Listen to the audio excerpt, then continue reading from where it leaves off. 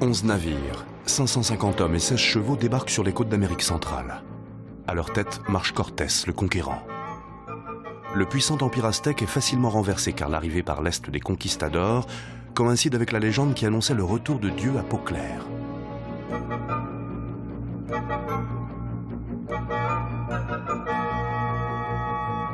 Peu de temps après, Tenochtitlan, actuel Mexico, se soumet et le dernier empereur Moctezuma dira « Ces diables d'Espagnols vont piller tout notre or qui les a rendus fous.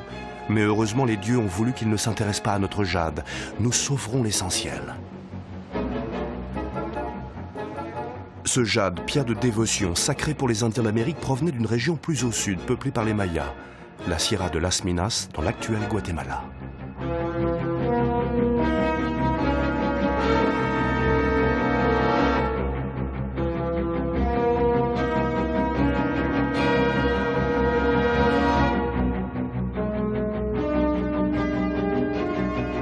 Le jade sacré était le symbole de la vie éternelle et de la fertilité.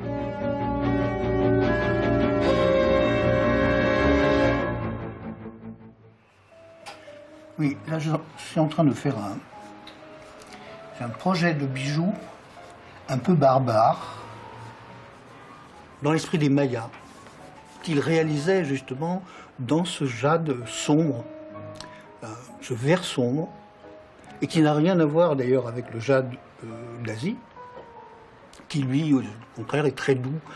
Et par contre, la pièce que j'ai projeté de faire, puisqu'il s'agit d'un fauve, correspondrait tout à fait à cette matière.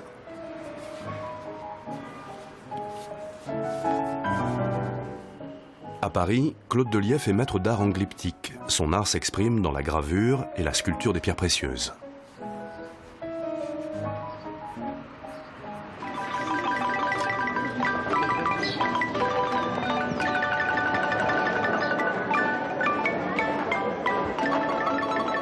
Le Guatemala produit du café, qui est son premier produit d'exportation, de la canne à sucre, du cacao, qui jadis servait de monnaie d'échange, des fruits, des légumes, mais aussi des fleurs et surtout du maïs que les Mayas avaient sacralisé sous la forme d'un dieu. Cette terre des Mayas est couverte d'une trentaine de volcans dont certains sont encore en activité. Ils occasionnent de fréquents et redoutables tremblements de terre dans cette région.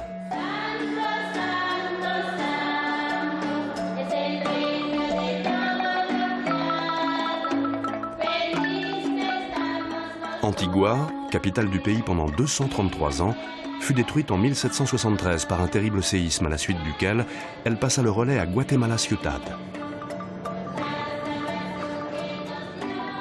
Le Guatemala compte 10 millions d'habitants partagés entre les descendants des colons espagnols et ceux des Mayas.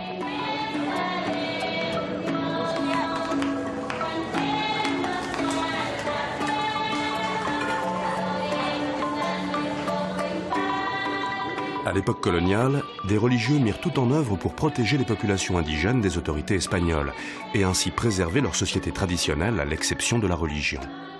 Les Mayas convertis au catholicisme continuent de pratiquer leurs rites religieux dans les lieux où ils le faisaient jadis.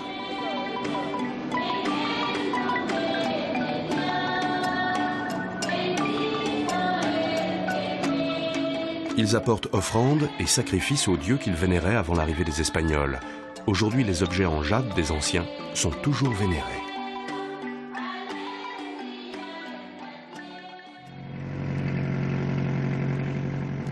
Où les Mayas trouvaient-ils leur jade? Durant 500 ans, cette question n'avait pas été posée. Avec l'arrivée des conquistadors et la disparition des souverains mayas, la vénération pour la pierre verte s'éteignit peu à peu. Son symbolisme reste tout de même dans le cœur de ce peuple. Après de nombreuses recherches, il y a 28 ans, un couple d'archéologues redécouvre les sources du jade des Mayas dans la vallée de Motagua. Cette vallée se trouve dans la Sierra de Las Minas, une région désertique brûlée par le soleil. Le jade n'y est pas rare, mais les blocs de bonne qualité le sont. C'est pour cette raison que les propriétaires de la concession ne donnent pas d'indication géographique sur ce lieu. Ils souhaitent garder cet endroit secret pour le préserver des pilleurs.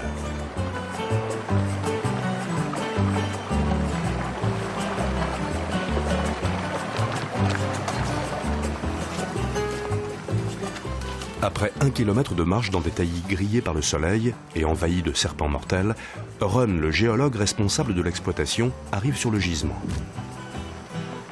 Maintenant, il faut déterminer le bloc de jade à briser et surtout vérifier qu'il s'agit bien de jade. On en prend un petit morceau et on va faire le test. Ce liquide est 3 fois plus lourd que l'eau. La plupart des roches flottent à sa surface. Si c'est du jade, il coulera. Mais si je prends un morceau de quartz, il restera à la surface.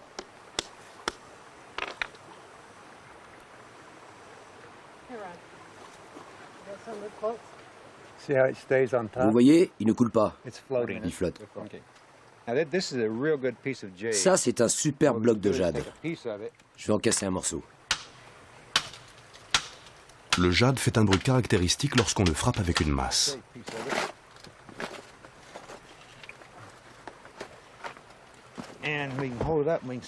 Et à contre-jour, on voit qu'il est translucide. Et quand il sera taillé et poli, on verra encore mieux la transparence. Ah, ça fait de très très beaux bijoux quand c'est translucide. Nous allons donc travailler sur cette pierre, mais elle est trop volumineuse pour qu'on l'emporte. Alors il va falloir y percer des trous dedans, dans lesquels on enfoncera des coins pour la fendre. On obtiendra ainsi des morceaux plus petits qu'on pourra transporter. Sur le dos des chevaux, on peut charger 150 à 200 kilos maximum. Donc on va le casser en plusieurs blocs de 50 à 150 kilos pour pouvoir le sortir d'ici.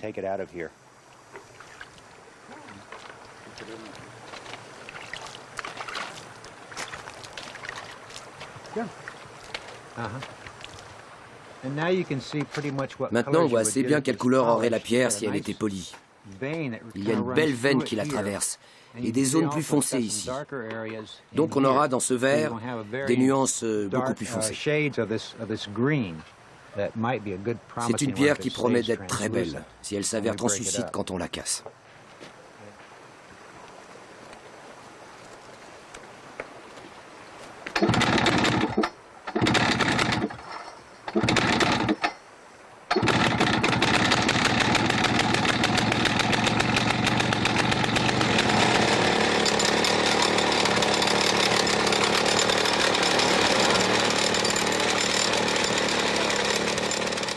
L'équipe va percer le bloc très dense avec un forêt à pointe de diamant.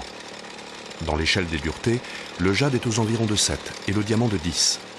Le plus dur use le plus tendre avec de l'eau pour lubrifier et éviter l'échauffement.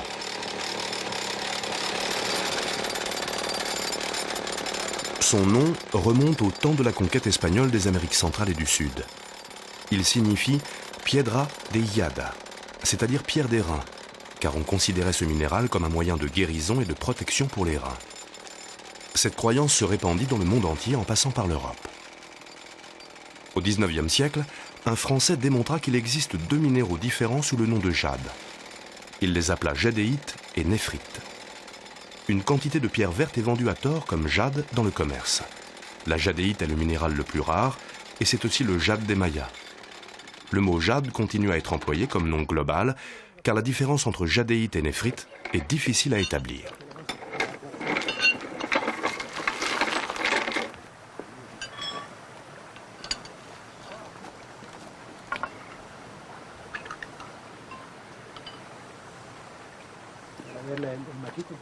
Les hommes ont finalement recours à des masses et à des coins métalliques pour fondre ce minéral d'une incroyable résistance au choc. Il semble ne jamais vouloir céder.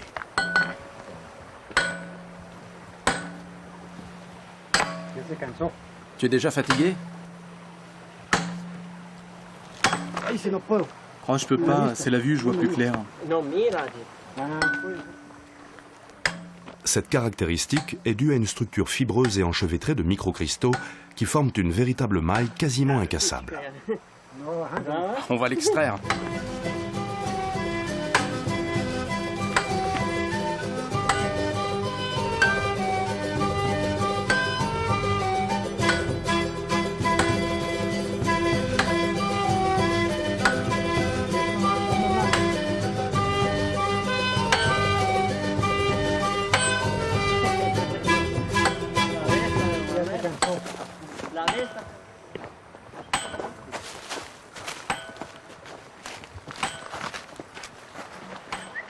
Durant les longues journées de travail, les mineurs profitent de leur pause pour s'adonner à l'un de leurs sports favoris. La chasse à l'iguane.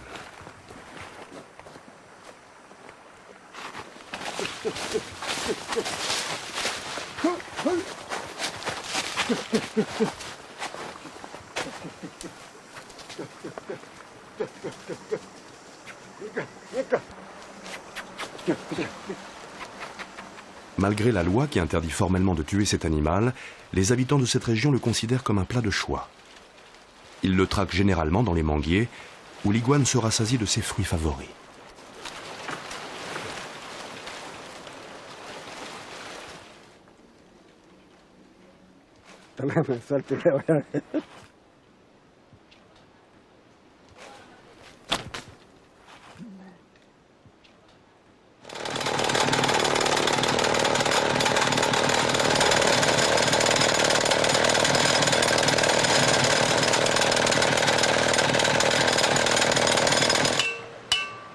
Après 5 heures de travail, le bloc de jade n'a toujours pas cédé. Il faut percer un autre trou pour tenter de le fendre avant la nuit. Le jade cède enfin. Les Indiens précolombiens, avec des outils rudimentaires, mettaient plusieurs semaines pour obtenir le même résultat. Sur ce périmètre, il y a 5 carrières où les Mayas faisaient l'extraction du jade. La montagne qui domine la rivière est constituée en grande partie de ce minéral. La pluie et les eaux de ruissellement y font descendre d'énormes blocs.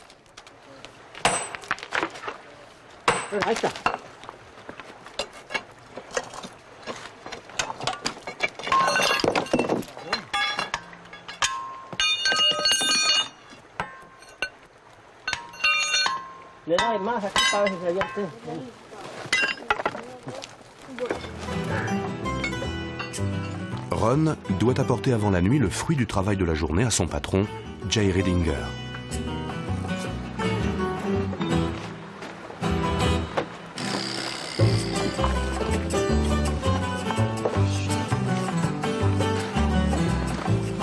Jay est propriétaire de 32 hectares sur lesquels on trouve du jade et il loue 1000 hectares supplémentaires. Il a obtenu du gouvernement un permis spécial pour l'exploiter sur ce terrain et il est le seul à avoir cette autorisation. Il paye une taxe à la municipalité pour chaque bloc emporté. Tous les ans, le ministère des Mines lui renouvelle le permis. Illégalement, les paysans des environs descendent dans la rivière et prennent les blocs qu'ils peuvent transporter pour les revendre. Jay les connaît bien et leur rachète systématiquement les pierres. Le jade est extrait de ce gisement depuis 28 ans. Et d'après Jay, les réserves ne seront pas épuisées avant 10 000 ans. Jay a sa fabrique au pied du volcan à Gua, dans la ville d'Antigua. Le nouveau bloc va enrichir un stock de plusieurs tonnes qui attend d'être travaillé.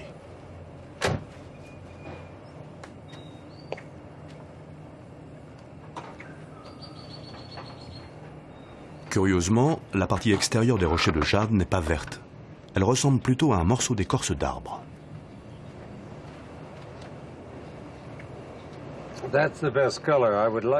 C'est la plus belle couleur. J'aimerais bien prendre cette pièce. Je crois que c'est la meilleure que nous ayons. Il y a une très belle veine ici. Il y en a une blanche qui descend ici. Vert foncé, vert clair, des petites particules blanches. On a 3 couleurs dans le même bloc. C'est très rare.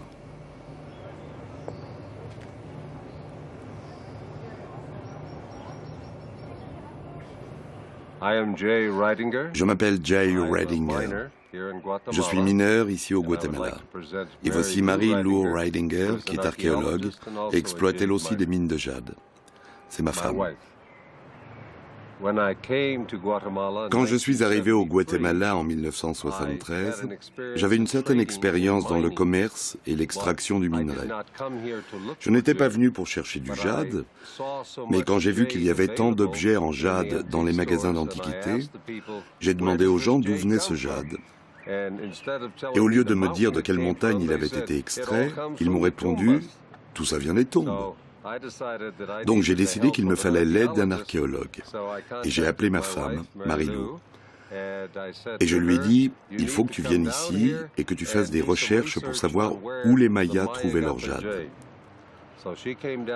Elle est venue, nous avons exploré la région ensemble pendant 3 ans, et nous avons trouvé une mine exploitée par les Mayas, qui avait été abandonnée à l'arrivée des Espagnols. Les Espagnols ont décrété que le jade n'avait pas de valeur, que seuls l'or et l'argent avaient de la valeur. Alors, en l'espace de 50 ans, les Mayas ont cessé d'utiliser le jade. C'est ce qui nous a décidé à essayer d'extraire du jade brut et de faire des répliques des anciens objets d'art mayas.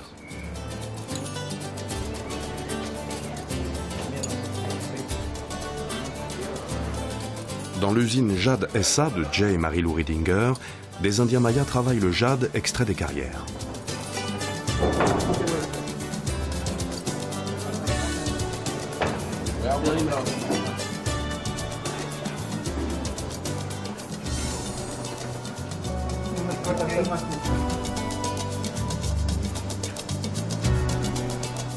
Les énormes blocs sont sciés grâce à des disques dont la tranche est incrustée de diamants.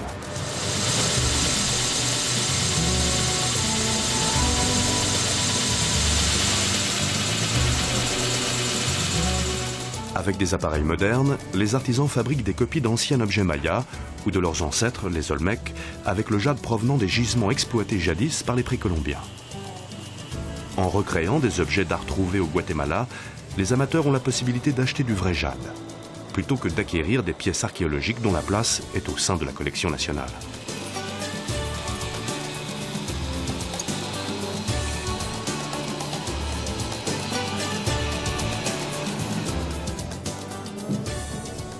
Pour faire la réplique d'un masque funéraire, la couleur du jade est choisie avec une grande attention. Le jade vert était un symbole pour les Mayas. Il était la chose la plus importante dans leur vie. Les récoltes pouvaient être mauvaises, il y avait des inondations, l'univers autour d'eux était en perpétuel mouvement. Mais le jade, lui, très dur, ne changeait pas. Il est éternel. Le vert symbolisait le renouveau qui jaillissait avec chaque pousse de maïs. Cette couleur, les artisans de Jade SA la choisissent dans les stocks le plus proche possible du masque original.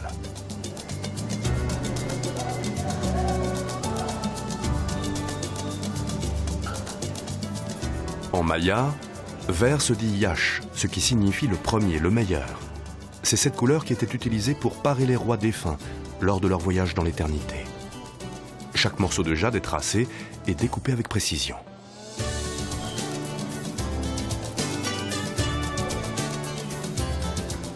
Un support de bois est préparé pour recevoir la matière précieuse.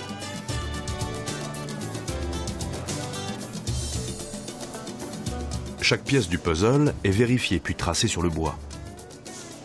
Les Mayas utilisaient principalement le jade vert, mais aussi le corail, les coquillages, l'obsidienne et d'autres éléments naturels composaient leur création.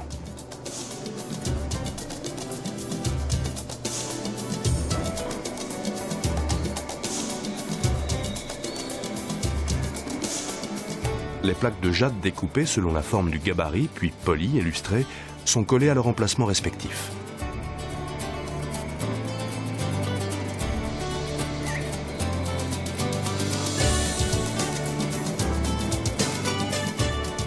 Le visage du prince maya renaît peu à peu sous les doigts agiles de l'artisan.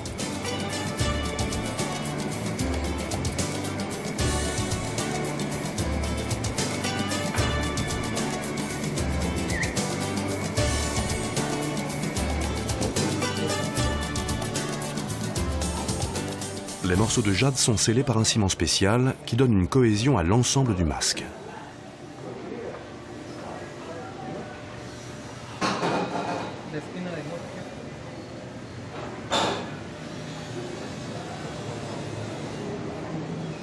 Trois semaines de minutie et d'attention permettent à un artisan de réaliser une réplique de masque en jade. Là encore, les Indiens précolombiens mettaient des mois, voire des années pour réaliser de tels objets. Mais face à l'éternel, le temps était peu de choses.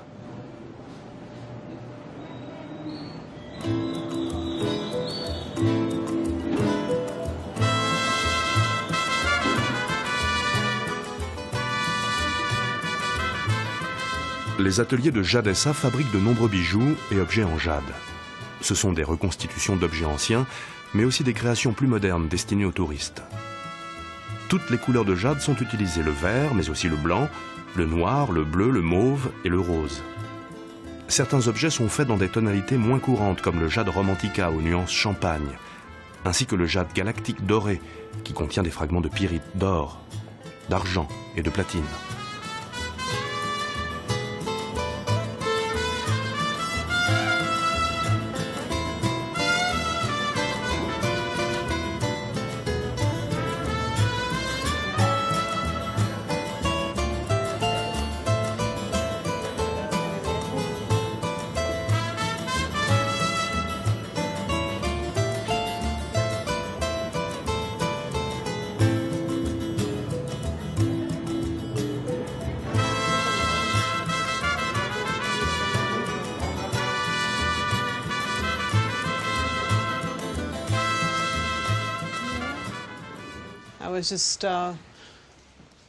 Je vous parlais justement du tableau qui représente la mine de jade.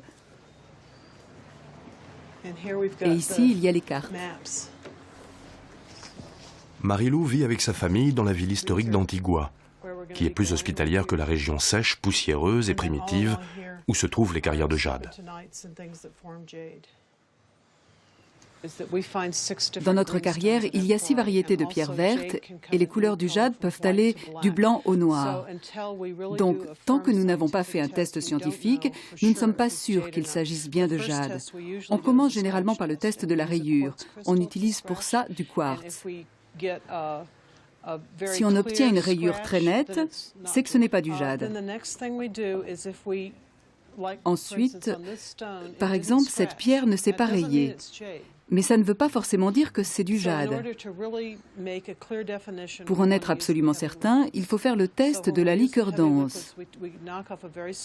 Pour ça, on casse un tout petit morceau de pierre, parce que ce liquide est non seulement toxique, mais très coûteux. J'ai donc là un morceau de pierre verte qui ne s'est pas rayé. Il se peut que ce soit du jade. Alors on le met dans la liqueur dense. Il flotte. Il surnage, donc ce n'est pas du jade. Ce liquide a une densité de 3,5. Le jade doit faire 3,1 ou 3,2 ou même 3,3. Mais tout ce qui flotte dans un liquide de 3,5 n'est pas du jade. Donc on l'élimine.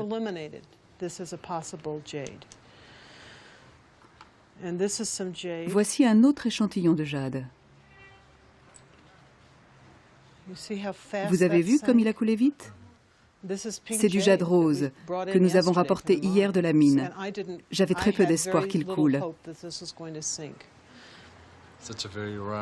C'est une couleur rare? Très rare. D'ailleurs, dans la plupart des livres, il est dit que le jade rose n'existe pas. Comme toujours, nous avons prouvé à beaucoup d'experts qu'ils se trompaient.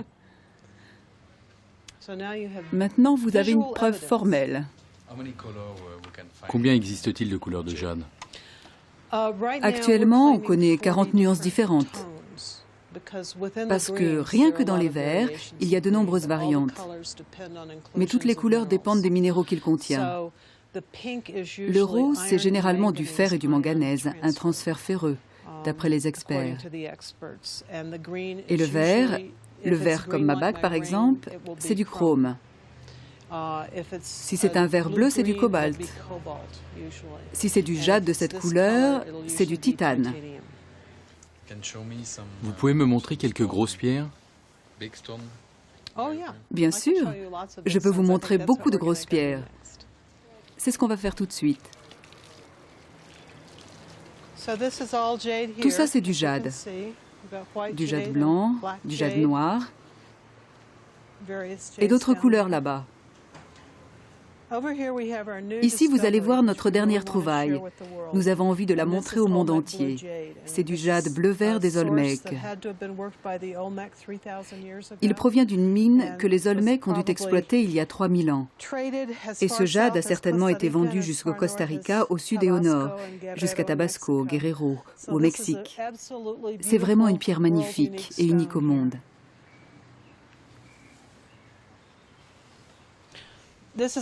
Ça, c'est une très belle pierre, parce qu'elle a des inclusions dans les bleus-verts des Olmecs. Il y a un peu de vert émeraude vif, encore du vert vif ici, et ici du vert pomme. Chaque pierre est une surprise.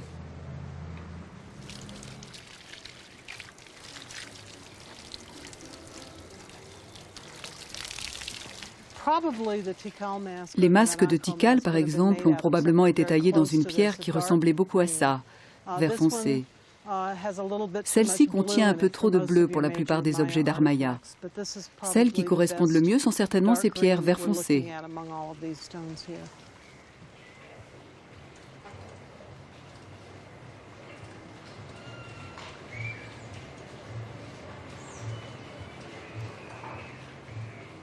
Le Guatemala est traversé d'est en ouest par un fleuve et une faille géologique. C'est le fleuve Motagua et la faille du Motagua. Toutes nos carrières de jade, nous en exploitons maintenant 5, avec 5 sortes de jade différentes, se trouvent le long du fleuve Motagua. Depuis plusieurs millions d'années, la collision entre la plaque tectonique nord-américaine et celle des Caraïbes fait jaillir le jade qui s'est formé sur la croûte terrestre. Pendant la période maya classique, les meilleurs jades étaient réservés aux dirigeants. Par exemple, c'est dans les tombes de Pakal à Palenque que l'on a trouvé les plus beaux jades de la région, les jades de meilleure qualité.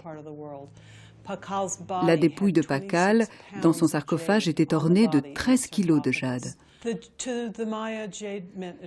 Pour les Mayas, le jade symbolisait l'éternité. Pour les Olmecs aussi et pour la plupart de ces civilisations, c'était le symbole de l'immortalité. Parce que c'était une pierre vieille de plusieurs millions d'années, 115 millions d'années, alors que tout le reste était mortel. Les cultures mouraient, les enfants mouraient, les conditions météorologiques changeaient sans cesse, et rien n'était permanent dans la vie de ces gens. Ils ne pouvaient pas compter sur quoi que ce soit, mais ils savaient que le jade serait toujours là. Ces objets étaient aussi précieux que des lingots d'or ou des dollars ou des pièces. C'est sous cette forme que le jade était vendu. Au Costa Rica ou dans les régions où vivaient les Olmecs, on ne trouvait pratiquement pas d'objets qui fassent plus de 25 cm de haut ou 12 cm de large, parce que ceci est un néolithe ou archa en espagnol. C'était une monnaie d'échange au même titre que les fèves de cacao ou les plumes de quetzal.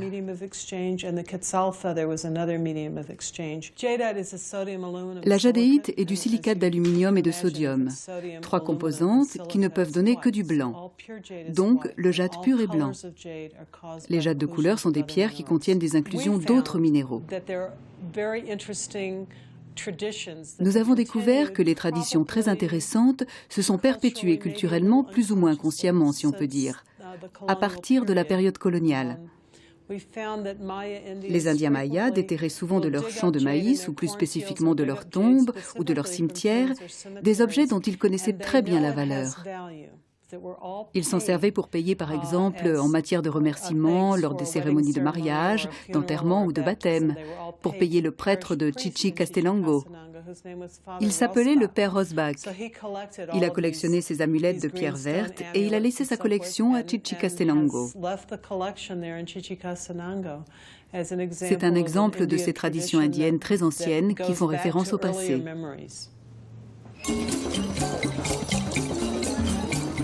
Chichicastenango, dans le département Quiché, situé à 145 km de la capitale, reste un des témoignages du passé guatémaltèque.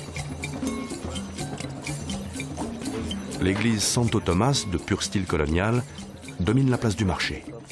Elle a été construite par les Espagnols sur un ancien temple maya. C'est pour cette raison que l'on voit encore aujourd'hui en haut des marches des Indiens balançant du bras leurs encensoirs en récitant des psaumes aux dieux des ancêtres.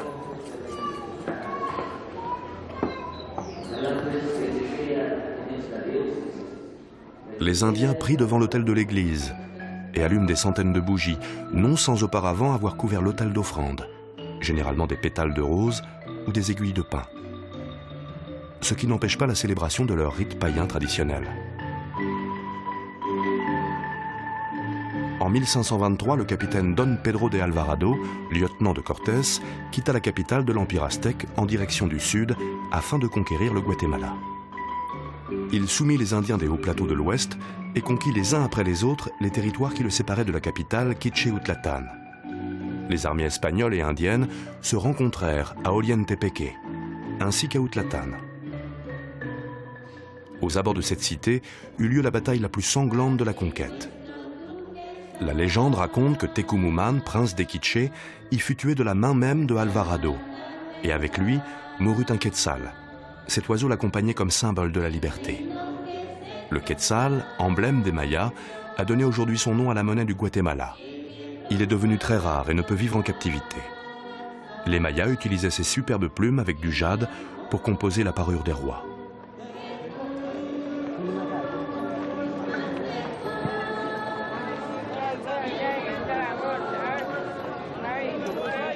Pendant 3000 ans, le jade a eu une grande importance pour les Indiens. Mais quand les Espagnols sont arrivés, les gens de cette contrée ont cessé de s'y intéresser, parce que les Espagnols torturaient tous ceux qui en portaient ou en faisaient le commerce. Ils considéraient cela comme de l'idolâtrie.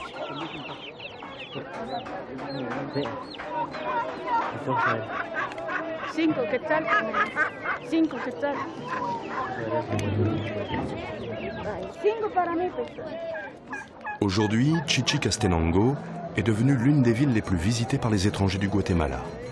Mais son marché et ses traditions n'ont rien perdu de leur authenticité.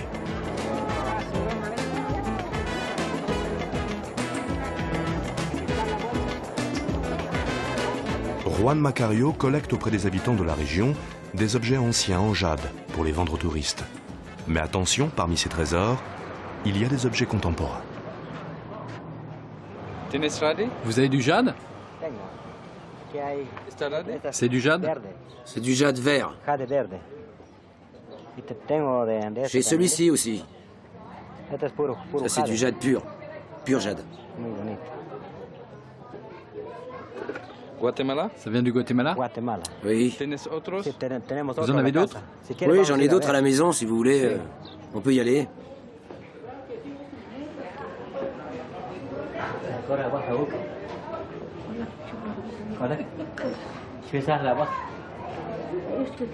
Tel un véritable trésor, les Mayas d'aujourd'hui conservent des objets en jade de leurs ancêtres. Ils les trouvent un peu partout dans le pays, dans des tombes découvertes accidentellement.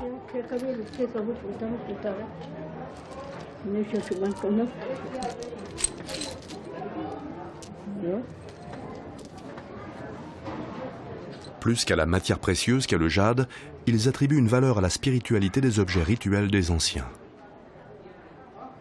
Pendant l'époque préhispanique, il n'était pas rare pour les nobles de se parer avec des boucles d'oreilles en jade. Certains en incrustaient dans leurs dents. Ce sourire vert et précieux était un symbole de puissance.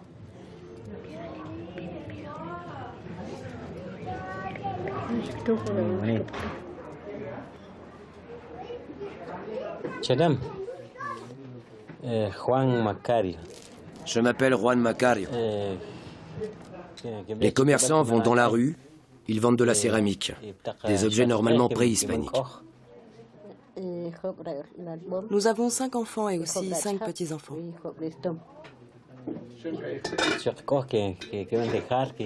Je travaille normalement comme commerçant les jours de marché. Mais quand il n'y a pas de marché, je travaille dans les champs. Je coupe du bois pour la cuisine de ma femme et je m'occupe des travaux agricoles.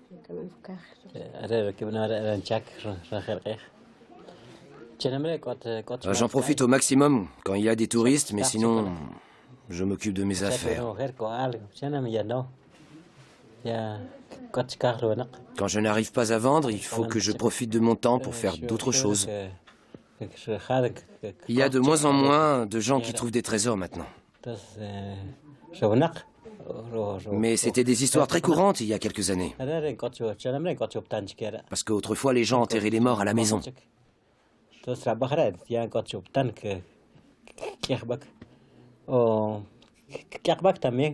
Et donc, en fouillant pour construire les nouvelles maisons, ils trouvaient des marmites, des vases, des objets en céramique remplis d'objets précieux.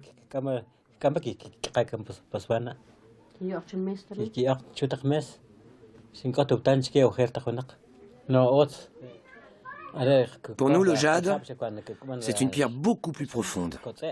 Plus profonde que nous pouvons même l'imaginer avec notre tête. C'est mystique. C'est profond. Elle a une liaison avec les esprits des morts et avec les êtres humains. Ceux qui ont des pierres de jade, ils les sortent pour faire les prières. Pour faire les prières pour la pluie. Et la pluie, c'est la vie. International Sech Guatemala. Recuerdo Octán, Shulkulwa. 4.4 Casimón, Sinacay, Shirabala, Chuahau y Mush. Sinuskuwa, Shinkulwa, Echarabik, Cherashikla, Sinahau, Anavara. Koshol, Tekum, Huitzitzil. Este es Alvarado. Pablo Nicolas est un prêtre maya. D'anciennes statuettes de jade représentant des dieux mayas lui servent d'intermédiaire pour prendre contact avec les esprits. Des hommes de toutes conditions font appel à lui pour se débarrasser des mauvais sorts ou des malédictions dont ils sont victimes.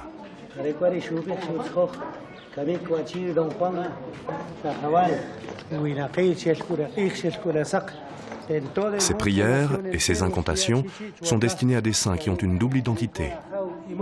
Sous une apparence et un nom catholique se cache bien souvent une divinité maya. San Simón en est un exemple. Près d'Antigua, un temple lui est consacré. Des prêtres et des sorciers de tous horizons se rejoignent dans cette bâtisse pour y exercer leur pouvoir.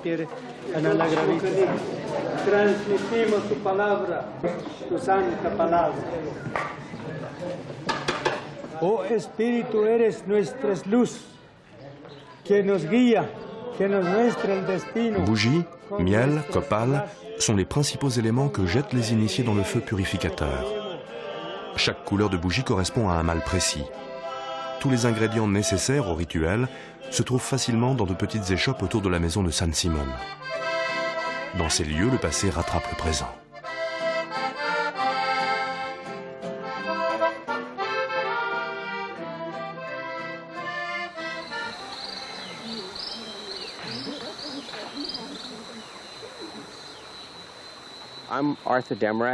Je m'appelle Arthur Demrest. Je suis directeur du projet de fouilles archéologiques de la région de Congquen. Nous travaillons dans toute cette région, mais plus intensément ici, sur le site de Congquen, où il n'y a jamais eu de fouilles archéologiques importantes. Donc nous partons de zéro, et nous n'avons eu que des surprises. La plus grande de toutes a été, je crois, la découverte de ces ateliers de travail de jade ici. Ça, c'est la rivière de la Passion, qui a été la route principale des Mayas, l'autoroute de l'Empire Maya. Et ce site Congquen est important parce qu'il se trouve au point de départ de cette voie navigable. D'ici vers le sud, tout se faisait à pied. On faisait venir ici tous les produits des montagnes, le jade, les plumes de quetzal, la pyrite, le verre volcanique, l'obsidienne, tout cela a été apporté à pied à dos d'homme jusqu'à ce point précis. Et d'ici jusqu'au Mexique, il n'y a pas beaucoup de rapides, la rivière est navigable. Donc à partir d'ici, le transport se faisait par bateau. Ça, c'est le port. Il y a un port de l'autre côté du site, une petite baie. On y apportait tous ces produits. On les chargeait dans des canoës et ils étaient acheminés vers les autres sites mayas jusqu'au Mexique, sur la rivière. Mais surtout, Bridget Cover Savage, qui est responsable du projet Jade, fait des fouilles sur un grand atelier de travail du jade, le plus grand atelier maya que l'on connaisse. Il est bien plus grand que tout ce qu'on a pu trouver jusqu'à présent. Et on a tous les stades de production. Là où elle fait des fouilles en ce moment, c'était le premier stade. C'était là que les artisans, des gens pas très riches, travaillaient les gros blocs, les coupaient et jetaient des tonnes de jade.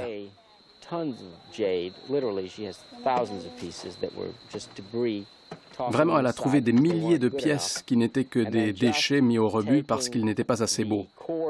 Il ne gardait que le cœur des plus belles pierres. Il les coupait en tranches pour faire des plaques qui étaient recoupées pour faire des disques d'oreilles et des perles. Dans cet atelier, il ne faisait que des ébauches. C'était le stade préliminaire à la fabrication. Ensuite, à mesure qu'on se rapproche du centre du site, on trouve les autres stades de la production où on polissait des disques d'oreilles et on gravait des glyphes dans les plaques.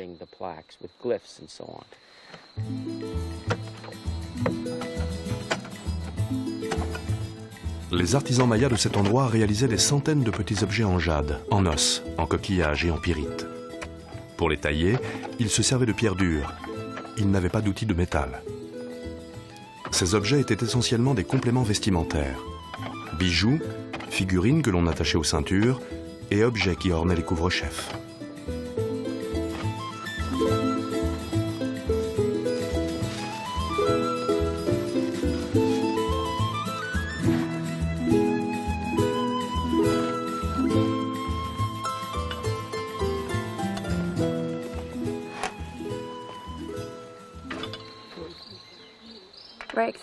Ici, nous trouvons des pièces de jade sciées avec une scie à ficelle, dans les poubelles et dans des tas d'ordures accumulées derrière un tumulus et une maison, à l'époque maya classique vers 790 après Jésus-Christ. Presque toutes les plus petites pièces sont plus ou moins travaillées.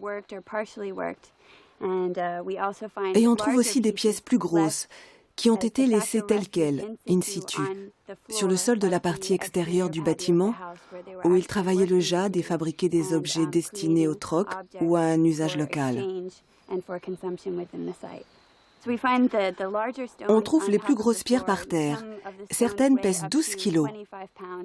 Et en plus, elles ont été sciées, coupées, comme ça, pour faire des plaques ou des perles et toutes sortes de bijoux qui étaient portés sur place ou envoyés ailleurs dans l'Empire Maya.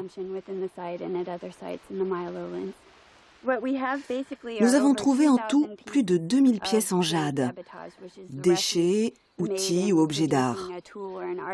2000 déchets et aussi des outils utilisés à différents stades de la production, des ficelles à acier, des marteaux en pierre, plus de 60 marteaux, des polissoirs, des foreuses et toutes sortes d'autres outils qui servent à différents stades de la fabrication d'objets d'art.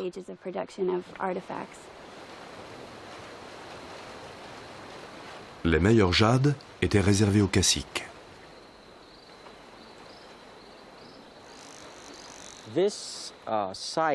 Ce site était en relation avec tous les grands centres qui étaient intéressés par le jade et qui voulaient avoir accès aux autres produits des hautes terres que contrôlait ce roi. Ainsi, il existait des liens et des alliances avec Tikal. Il y a plus ou moins 2500 ans, une population s'établit sur une colline et ses alentours, à peine visible dans les basses forêts du nord du Guatemala. Très vite, les descendants allaient créer une des civilisations les plus surprenantes que le monde n'ait jamais connues.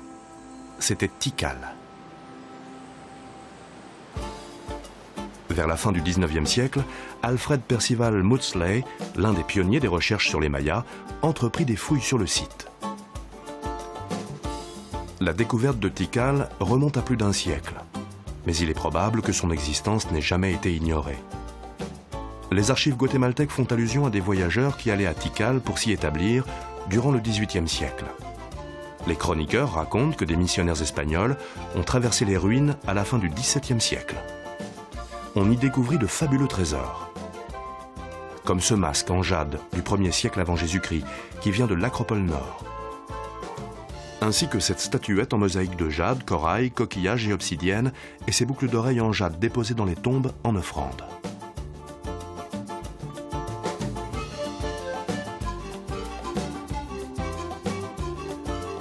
Les Mayas de l'époque classique, c'est-à-dire de 250 à 900 après Jésus-Christ, avaient une adoration pour le jade.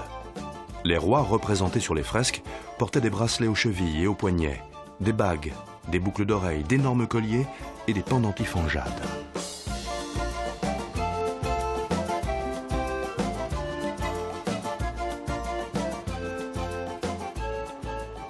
Le Musée national d'archéologie et d'ethnologie du Guatemala, Ciudad, recèlent de véritables trésors.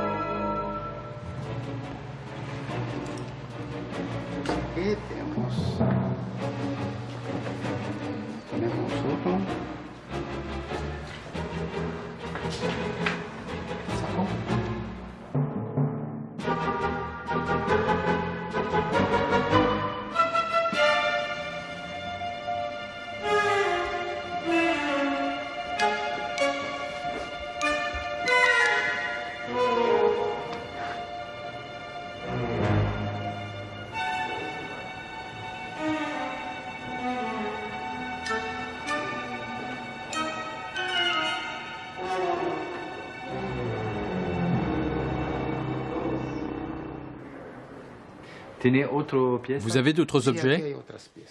Oui, ici j'en ai d'autres.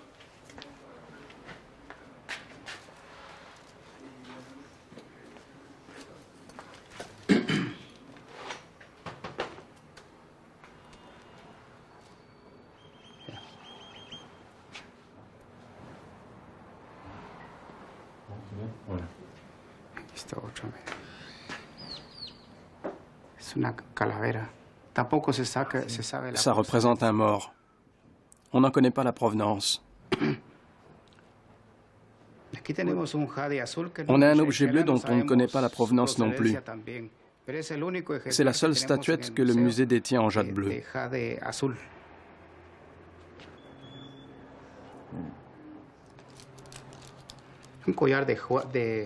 Ça, c'est un collier de jade mélangé avec du cristal de roche.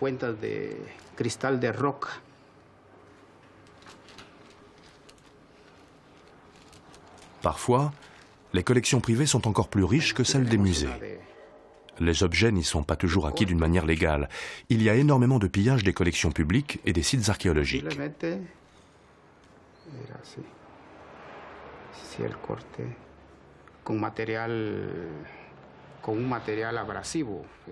Marilou raconte qu'il y a quelque temps, une femme est venue la voir pour lui vendre un magnifique masque de jade. Elle le reconnut immédiatement. C'était un objet qu'elle avait vu dans un musée. Il avait été volé.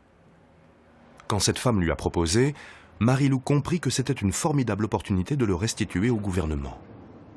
C'était le premier vol important dans un musée du Guatemala, et au lieu de finir sur un marché international, le masque allait retrouver sa place. Tout s'est joué en l'espace de 2 heures. Ce n'était certainement pas la femme qui avait volé le masque, mais elle avait frappé à la mauvaise porte, et elle termina en prison. Aujourd'hui, Marilou est encore très fière d'avoir rendu au gouvernement guatémaltèque cette œuvre d'art.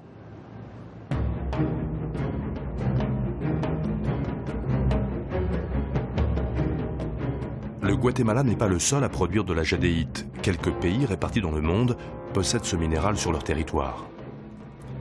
Les Asiatiques raffolent de cette pierre d'un verre somptueux. Certains vont même jusqu'à payer plus cher un morceau de jade que le diamant ou l'émeraude. Ce n'est que depuis 150 ans que l'on trouve de la jadéite en Birmanie. Tous les ans, à Rangoon, capitale de ce pays, se déroule la plus grande vente aux enchères de jade au monde. Les acheteurs se pressent pour examiner des milliers de blocs. Ils viennent surtout de Chine où l'art de la sculpture du jade n'a jamais cessé d'être pratiqué. Seule la néphrite y était travaillée autrefois, mais depuis la découverte au XIXe siècle de gisements de jadéite en Birmanie, l'engouement pour ce minéral n'a cessé de croître. La vente aux enchères est réservée aux initiés. On n'y entre que sur invitation, et les prix ne manquent jamais de s'envoler.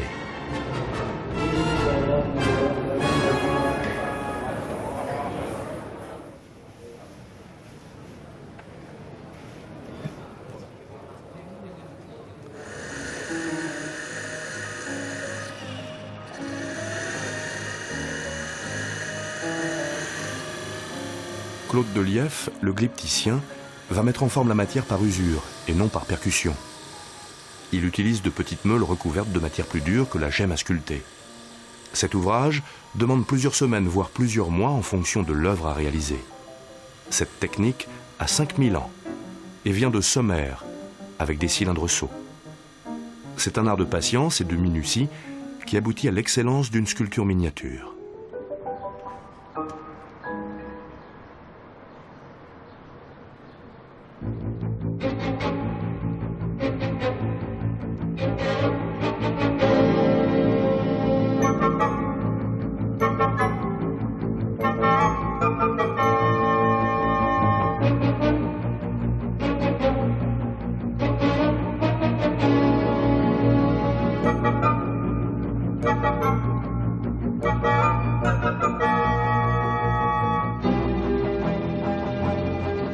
Dans la jungle du Petén, la nature reprend son droit. Mais l'âme des Mayas et leur bien le plus précieux, le jade, hante toujours ces lieux sacrés.